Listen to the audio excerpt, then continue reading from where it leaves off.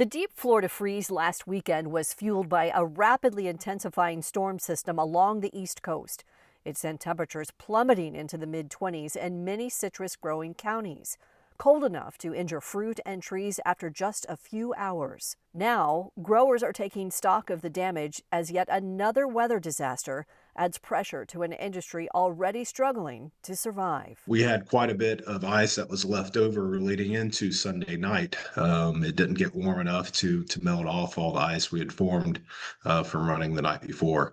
It was 6+ hours under 28 degrees, which the magic number in citrus is 28 degrees and 4 hours for you to start having some fruit damage, and then also on twig or leaf damage. Honestly, looked like it snowed, looking out on the sugar sand and the trees. Most of Florida's citrus production is east of Tampa and south of Orlando, where growers also reported damage to winter vegetables, including strawberries, blueberries, peppers, and leafy greens. We'll see if those trees are able to push out. There's definitely some damage on those young trees. Florida's orange production has already fallen dramatically, down to 10 to 12 million boxes per year, compared to more than 200 million boxes at its peak in the 1970s and early 1980s.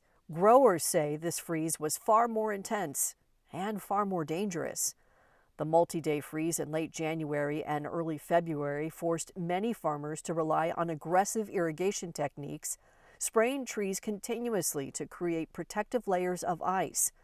That process helps shield fruit, blossoms, and young buds from freezing solid, but it requires precise timing, constant monitoring, and significant resources. A cold, it does typically increase on your sugar levels and your quality. As soon as it starts warming up, start putting on the water, start getting some rainfall. That's when the tree's going to push and set its crop. But up until then, we just want the tree to rest and get ready for the next growing season. For growers, while this freeze wasn't a surprise, it's just the latest blow to an industry that keeps getting knocked down.